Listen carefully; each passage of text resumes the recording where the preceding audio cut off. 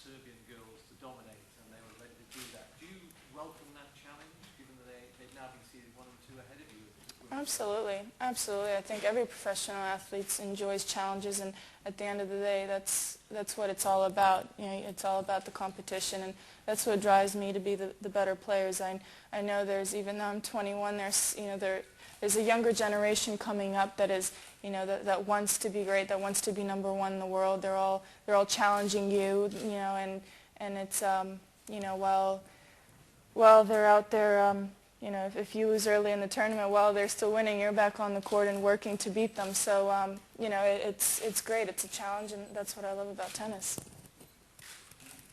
What do you think that we're seeing so many players coming out of Serbia and all Eastern Europe? What is it that's causing this kind of great surge in the women's game of really top-class tennis players? Yeah.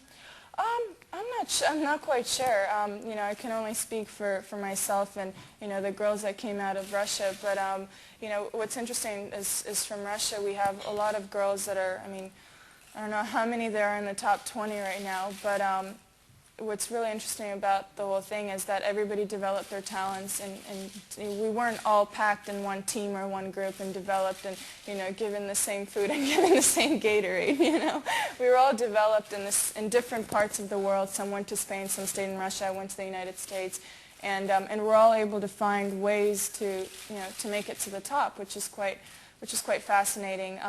But I think we were very committed to the sport, and we worked very hard, and #1 thing is the belief, the hard work and the belief in yourself and the desire to go out there and do everything you can to be a champion. So why is it you think that in Britain we just don't seem able to produce tennis players who can do that? I can't speak. I can't speak for other people's actions, but I definitely see a lot of approach and a lot of development and a lot of time and effort being put into British tennis, which is good to see. And every time you go to a different Grand Slam, you kind of see those developments. And obviously, you see that they hire the best coaches and the best facilities, and they do everything in order to produce great talent. But unfortunately, this is an overnight process. You can't get ahead of yourself. Everything takes time, and everything takes time to develop, and you don't just become a Wimbledon champion overnight. So. But you didn't have that kind of help, did you, when you were starting out? We found ways to find help in different areas, and it definitely wasn't easy, and it wasn't given to us, but we found it one way or another. Maria, are you going to allow your father to wear a white hoodie on centre court? I don't know. Taking a lesson, is he not going to do it? I don't know what he's going to wear. Maria, in terms of the reasons for you taking the break this year, as well as routine, you obviously had a tough time of it, a lot of work for you. Did you feel at this stage in your career this summer you needed just a bit more time to recharge your batteries? Was it partly that? I've had a long year so far, and I've had a lot of matches, and I've compared to last year, I'm almost close to playing the same matches as I've played last year throughout the whole year, and we're almost in July, and I still got a lot of tennis ahead of me, and you really got to be smart about your decisions, and it's when I guess the decisions at some point will pay off, and the work pays off. It's easy to just say, okay, I lost here, I'm just going to go to the next tournament and try again. But you also need to put that work in, and and I just felt like I needed a little break from the road, and also just to recharge my batteries and get back on the practice court and work. Yeah. And when you do take a break, can you switch off totally from the game, or what do you do? Oh, absolutely. Yeah, my time on the tennis court is kind of like my escape from the good and bad in my life, and within 24 hours of losing in Paris, I was at home, at my coffee shop, looking through a cookbook and wondering what I was going to cook for dinner. So, I have a very normal life outside of this tennis world, that's year round, and I'm glad for that, because at the end of the day, when you get back home, it's easy to switch off for me. But when I'm on the court, it's all work, and when I'm off the court, I can go about my life and go to the market and do all those good stuff. Another thing I wanted to ask you was, obviously it was tough for you in Paris. It was a finish. How able are you to switch off from that and to put that aside and just get on?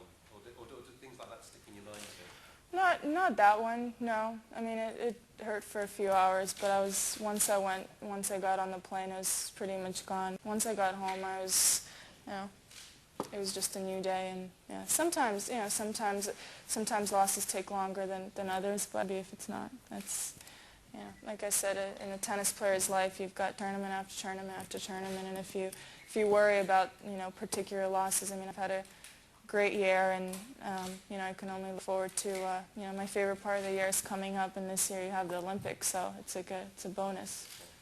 Maria, what edge does it give you having won this title when someone like Anna has never won, but she's only had one semi-final, and Leanne has never been to the quarters? What edge have you got, do you think?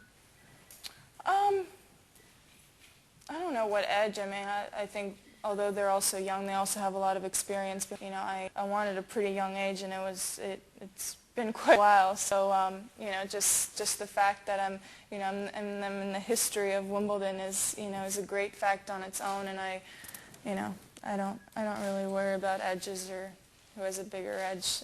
It all comes down to your opponent, whoever is across the net, on a particular day. And Okay, last question, please.